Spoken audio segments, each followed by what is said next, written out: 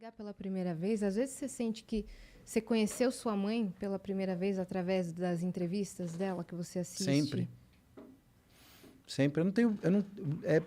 É mais louco do que qualquer um possa imaginar. Não tenho nenhuma lembrança dela. Quer dizer, quando eu falo nenhuma lembrança dela, a lembrança que eu falo é essa lembrança que você, quando fala lembrança, você já vem uma imagem na sua cabeça.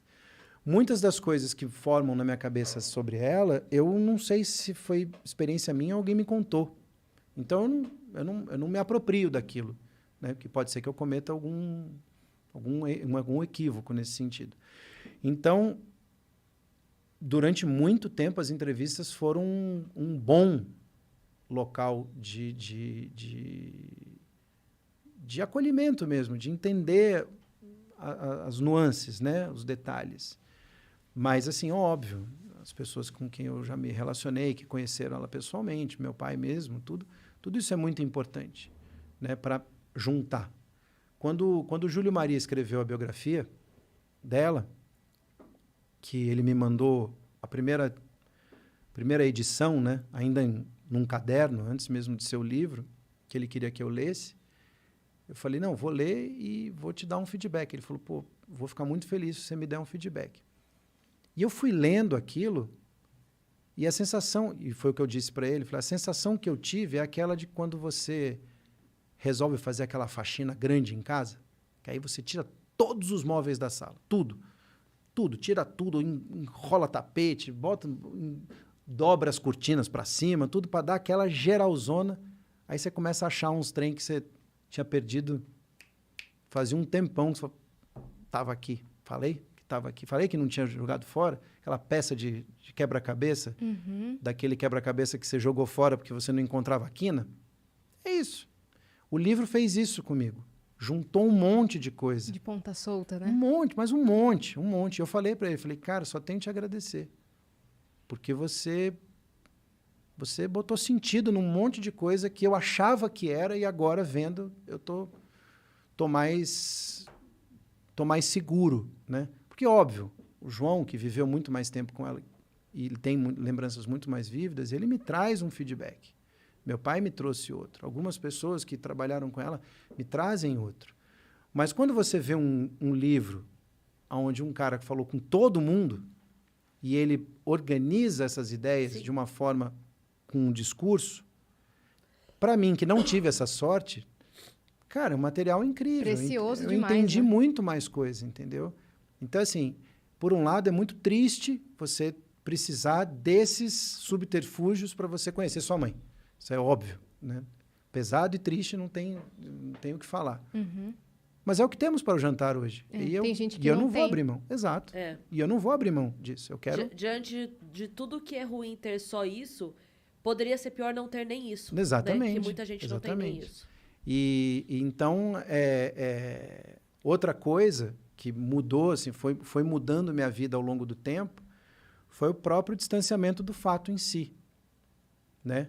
Obviamente, quando eu perdi minha mãe e eu tinha 12 anos, quando eu perdi minha mãe aos 6, aos 12 anos, o assunto era complexo. Aos 20, ele era complexo, mas ele tinha outro peso na minha vida. Aos 46, eu tenho uma compreensão de tudo e uma maturidade para conviver com tudo aquilo e colocar as coisas nos seus devidos lugares e dar o devido peso para cada coisa, que só melhora a minha relação com o fato em si. Quer dizer,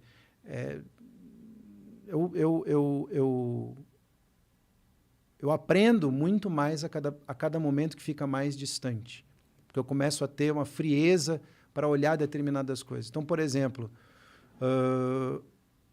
eu não me recordo quando ela morreu, eu não me recordo de chorar profundamente. No dia seguinte, eu fui para a escola, normalmente, como qualquer outro dia. Meu pai perguntou, vocês querem ficar em casa? Não, eu quero ir para a escola, ver meus amigos. E você consegue imaginar o que estava a escola no dia seguinte, né? Eu falo que eu brinco que eu dou coletiva desde os 6 anos de idade, né? Porque você entra na escola, junta todo mundo, Claro. e aí pergunta que se você não devia estar fazendo para uma criança de 6 anos, você tem que responder. e professor que tem um tato zero, né, na sua vida. E a vida foi indo. E você vai se autorregulando, né? Porque tem coisa que o teu pai consegue dar conta e tem coisa que Claro. você que lute. Você aprende a dar conta. É na porrada. Não tem jeito. E eu fui dando o meu jeito. O João foi dando o jeito dele. E aí, justamente, a idade equaliza as coisas em tempos diferentes. A Maria Rita do jeito dela, eu do meu jeito, o João do jeito... E aí, eu lembro, com 12 anos, meu pai fez um disco com uma cantora peruana e ela pediu para gravar uma música da minha mãe. E meu pai fez um arranjo, mas ele disse a ela, falou, olha, o meu arranjo para essa música já existe, eu não vou fazer outra. Então, se você quiser gravar essa música, é desse jeito, eu não vou fazer outra. Ela falou, tá bom. Ele falou, sua conta e risco, porque o arranjo vai ser o mesmo. Ela falou, ok. E ele fez exatamente o mesmo arranjo. E eu lembro no dia da audição, que ele foi mostrar o disco, e aí chegou essa música. Cara, abriu um buraco embaixo de mim, abriu um buraco. Eu não conseguia respirar, não conseguia entender mais nada. Foi quando eu tive a noção da perda pela primeira vez, 6 anos depois. Eu precisei de quase isso de terapia para entender por que isso aconteceu, mas... então, eu fui... E aí, cada vez que eu me deparo com uma pessoa... Porque, assim, as pessoas não entendem isso, né? Você está aqui indo fazer compra. Eu estou de pessoa física. A partir do momento que me reconhece, eu viro pessoa jurídica, na hora, né? Aí você... E, assim, de cada 10 pessoas que me abordam, 9 falam dela. Ou me abordam por causa dela. Então, eu convivo com a perda dela quase que todo dia. Se você não aprender a lidar com isso, você fica louco. Sim. Porque, no final das contas, eu faço a mesma coisa que ela faz. Então, eu não tenho crise de identidade com o meu trabalho, né? Não tenho. Vivo muito bem com o meu trabalho e está tudo certo. E respeito o que ela deixou. E Mas também é a consciência de que as pessoas que fazem isso não estão vindo na maldade, né? nunca. Elas estão vindo por um É um carinho carinho absurdo. enlouquecedor. Então, assim, não só por ela, mas de pensar assim, tem alguma coisa aqui que, né, que existe ainda. Cris, você consegue imaginar quantas pessoas já quase desmaiaram na minha frente de saber que estavam encostando em algo dela? De ter tremedeira, da pessoa não conseguir falar. Mas assim, eu lidei com isso assim, já perdi a conta. É uma loucura, entendeu? Então, assim, como é que você cria uma barreira para se proteger? Não tem que se proteger, é o que é. Sim. E, de repente, receber esse carinho... Total. Que, né, que, de alguma forma, te conecta a ela de uma maneira doce, que é... E aquela pessoa esse amor precisa todo, extravasar né? esse carinho.